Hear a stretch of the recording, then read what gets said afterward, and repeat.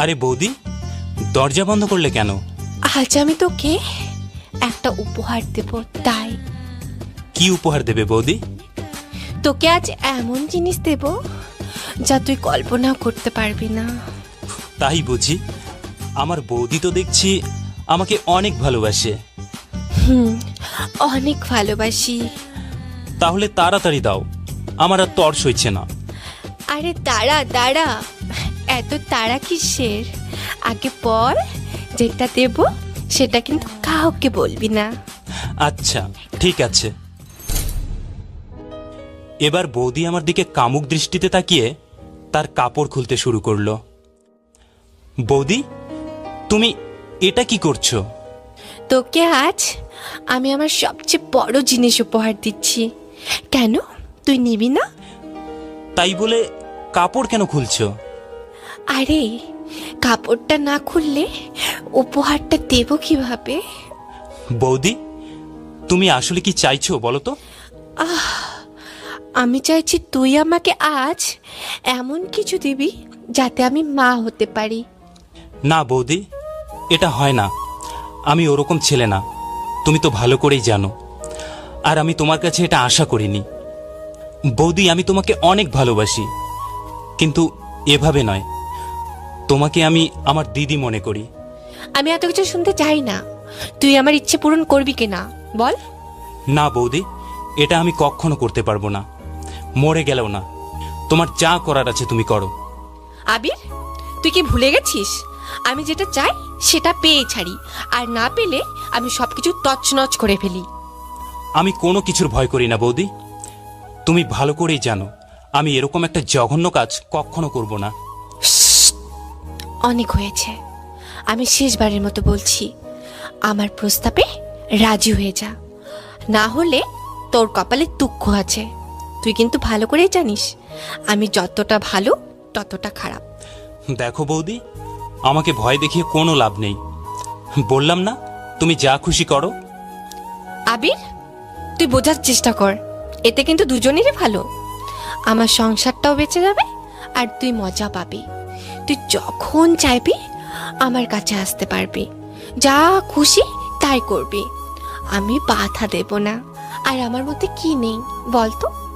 রূপ, যৌবন সবই তো আছে। ছি বৌদি, ছি। এসব কথা বলতে তোমার একটুও লজ্জা লাগছে না? তুমি সংসার বাঁচানোর জন্য এটা করছো? তোমার লজ্জা হওয়া উচিত। দাদা তোমাকে কত ভালোবাসে, আর তুমি? ছি বৌদি, ছি।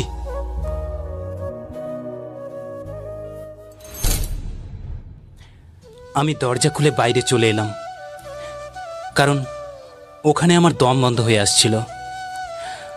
আমার প্রিয় বৌদিটা আমার সাথে এরকম করতে পারলো। আমি বৌদিকে অনেক সম্মান করি, কিন্তু আজ যা ঘটল বিশ্বাস করতে পারছি না।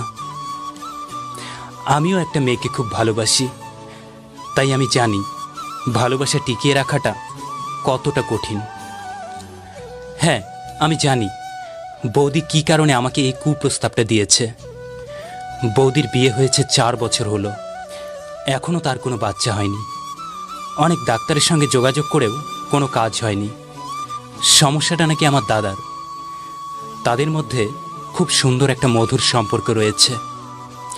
এখন সেই সম্পর্কটায় ধীরে ধীরে ফাটল ধরছে সন্তান না হওয়ার জন্য। কিন্তু বৌদি চায় না সেই ফাটলটা আরও বড় হোক, তাই হয়তো আজ আমার সাথে এরকম করলো। কিন্তু আমি এটা আশা করিনি বৌদির কাছ থেকে। বিকেলবেলা শুয়ে শুয়ে ভাবছি, বৌদি আমার সাথে এটা কি করলো? তার সাথে থাকা এত ভালো একটা সম্পর্ক আজ শেষ হয়ে গেল। শেষ যদি এখানেই হতো তবুও মনে হয় আমার জীবনটা ভালোভাবেই কেটে যেত। কিন্তু এই ঘটনাটা এত বড় আকার নেবে বুঝতে পারিনি। ভেবেছি বৌদিকে আবার নতুন করে বোঝাবো, তাকে বলবো যে বৌদি, তুমি যেটা করছো সেটা সম্পূর্ণ ভুল, এটা এটা হয় না। কিন্তু সেই সুযোগটা আর পেলাম না। রাত্রিবেলা বৌদি সবার সামনে কাঁদতে কাঁদতে বলল আমি নাকি তার সাথে অবৈধ সম্পর্কে জড়াতে চেয়েছি, আমি নাকি তাকে বলেছি আমি তাকে মা বানাতে সক্ষম হব, আর যা যা মিথ্যে বলার ছিল সব বলে দিল।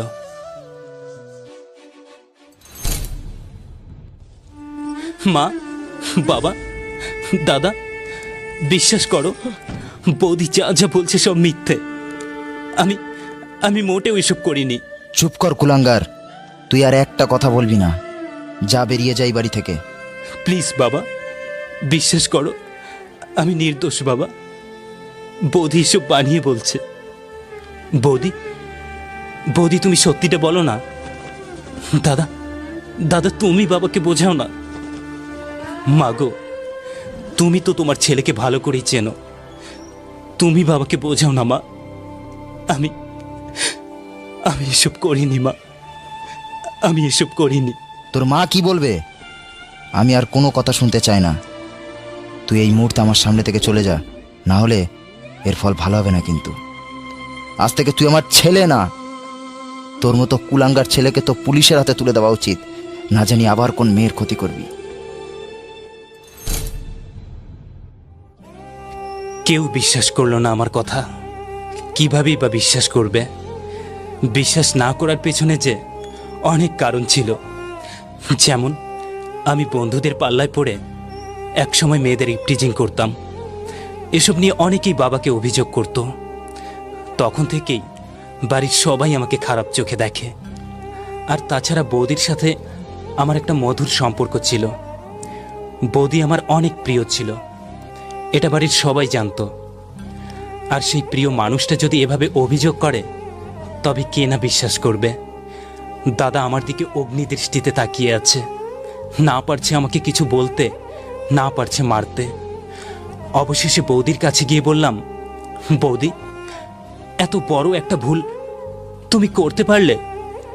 আমার ভাবতেও খুব কষ্ট হচ্ছে বৌদি, আমার ভাবতেও খুব কষ্ট হচ্ছে। বৌদি কোনো উত্তর দিল না। বাধ্য হয়ে রাস্তা ধরতে হলো। রাস্তা দিয়ে হাঁটছি আর ভাবছি, বৌদি এমনটা না করলেও পারত। সে তার জেদ পূরণ করেই ছাড়ল। বৌদি প্রমাণ করে দিল যে তার চাওয়া পূরণ না হলে সে সত্যি সবকিছু ছাড়খাড় করে দেয়। সামনে দেখতে পেলাম রাস্তার ধারে আমার প্রেমিকা শ্রাবণী দাঁড়িয়ে আছে। দৌড়ে তার কাছে গেলাম, তার হাত দুটো ধরে কাঁদতে কাঁদতে বললাম, তুমি তো আমাকে বিশ্বাস করো তাই না শ্রাবণী? তুমি আমার মা বাবাকে বোঝাও না আমি কিছু করিনি, বোঝাও না শ্রাবণী। বিশ্বাস বিশ্বাস তো অনেক আগেই উঠে গিয়েছিল, যখন বৌদির সাথে তোমার মেলামেশা দেখতাম। আর আজ তো নিজের চোখে দেখলাম। এই এই শ্রাবণী, তুমি তুমি এসব কি বলছো? বলো না আমি এরকম না, বলো না শ্রাবণী। ছি, তোমার মতো ছেলের মুখের দিকে তাকাতেই আমার লজ্জা হচ্ছে। আরে আমি তো তোমার মতো ছেলেকে ভালোবেসে ভুল করেছি। আচ্ছা, আমার কি কম ছিল যে তুমি এরকম একটা জঘন্য কাজ করলে? ছি, তোমার যদি এত ইচ্ছে ছিল আমায় বলতে, বিয়ের আগে আমি না হয় সবকিছু দিয়ে দিতাম। তুমিও আমাকে বিশ্বাস করতে পারলে না শ্রাবণী? এই ভালোবেসেছিলে আমায়? ওকে, বাই।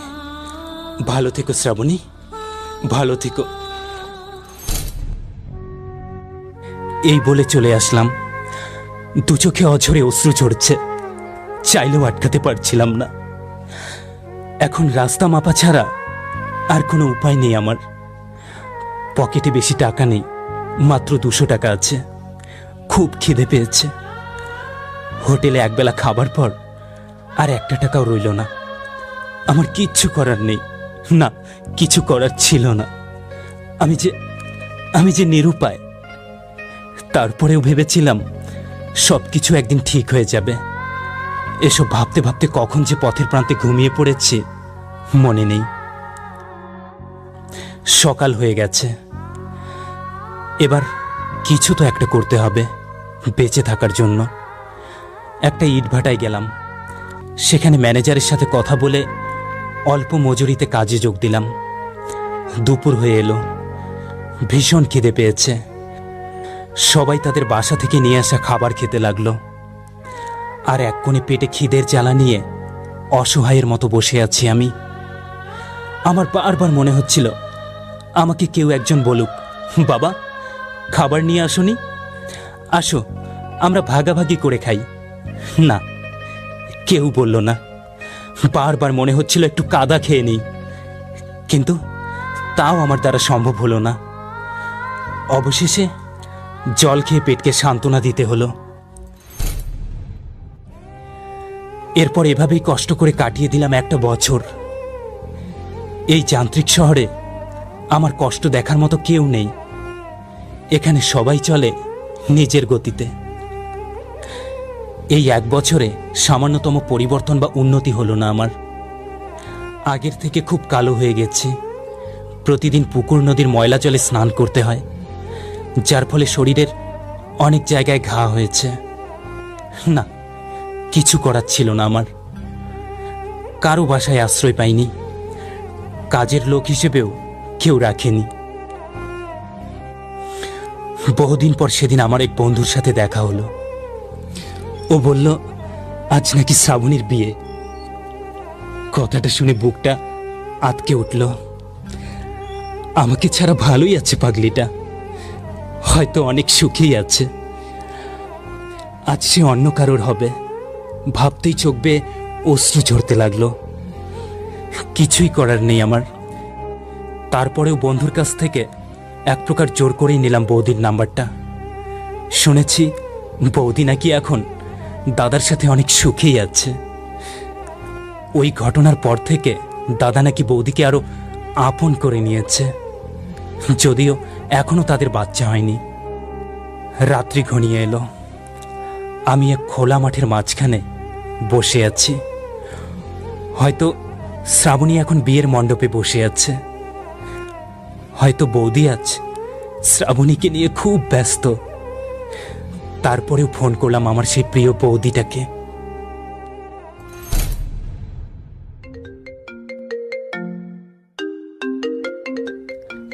হ্যালো, কেমন আছো বৌদি? কে বলছেন? এত তাড়াতাড়ি ভুলে গেলে বৌদি? কে, আবির? হ্যাঁ বৌদি, কেমন আছো? আবির, আবির তুই কোথায়? সরি আবির, তোকে আমি অনেক কষ্ট দিয়েছি রে। আমি অনেক ভুল করেছি রে। এই এই আবির, তুই কোথায় রে? ফিরে আয় প্লিজ। আমি সবার সামনে সত্যিটা বলে দেব, তুই ফিরে আয়। আমার খুব কষ্ট হচ্ছে তোকে না দেখতে পেয়ে। আবির, আবির, আমি রাগের বসে সব করে ফেলেছি, তুই আমাকে ক্ষমা করে দে রে, ক্ষমা করে দে। সেই সুযোগ আর নেই বৌদি। বৌদি, আমি 3 দিন ধরে না খেয়ে আছি, আর মনে হয় আমি বেশি দিন বাঁচব না। খুব কষ্ট হচ্ছে বৌদি, খুব কষ্ট হচ্ছে, খুব কষ্ট হচ্ছে। এই, তুই তাড়াতাড়ি বল কোথায় আছিস, আমি তোকে গিয়ে নিয়ে আসবো, তাড়াতাড়ি বল। আমি অনেক দূরে আছি, আর কিছুক্ষণের মধ্যে হয়তো অজানা দেশে চলে যাব। আমি আমি আর সহ্য করতে পারছি না বৌদি। বৌদি, আমি তোমাকে এখনো ভালোবাসি, একটা দিদির মতো করে। কেন জানি না তোমার প্রতি আমার ঘৃণাটা আসেনি। বৌদি, বৌদি, আমার একটা শেষ ইচ্ছে রাখবে? আমি আর কোনো কথা শুনতে চাই না, শুধু বল কোথায় আছিস। সেটা জেনে আর কি হবে বৌদি? বলো না, আমার শেষ ইচ্ছেটা পূরণ করবে? বল। মা বাবাকে বলো আমাকে যেন ক্ষমা করে দেয়। আর শুনেছি আজ নাকি শ্রাবণীর বিয়ে হচ্ছে। আমার ড্রয়ারে একটা উপহার রেখেছিলাম শ্রাবণীকে দেওয়ার জন্য, কিন্তু সেটা আর দেওয়া হয়নি। জানি না ওটা এখন আছে কিনা। ওটা পেলে শ্রাবণীকে দিয়ে দিও, বলার দরকার নেই কে দিয়েছে। আর সত্যিটা গোপন রেখো আমাকে ভালোবাসার খাতিরে। কাউকে বলো না, এটা বললে তোমার জীবনটাও নষ্ট হয়ে যাবে বৌদি। আমি কোনো ভুল করে থাকলে আমাকে ক্ষমা করে দিও, আর পারলে পারলে সবাইকে আমার অগ্রিম মৃত্যুর খবরটা জানিয়ে দিও। ভালো থেকো, ভালো থেকো বৌদি।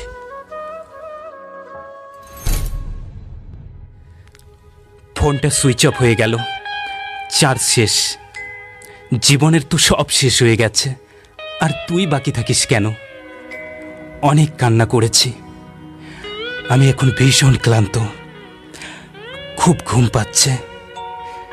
এ ঘুম যেন আর জাগার নয়, এই ঘুম যেন জীবনের শেষ ঘুম। এখন কেন জানি না মরতেও ভয় হচ্ছে। জানি না পরকালে ভগবান আমার জন্য কোন শাস্তি ঠিক করে রেখেছে।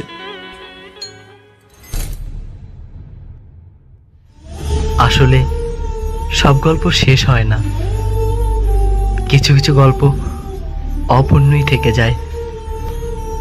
সব গল্প আনন্দের হয় না, কিছু কিছু গল্প আছে কষ্টেরও হয়। সব গল্প সফলতার হয় না, কিছু কিছু গল্প ব্যর্থতারও হয়।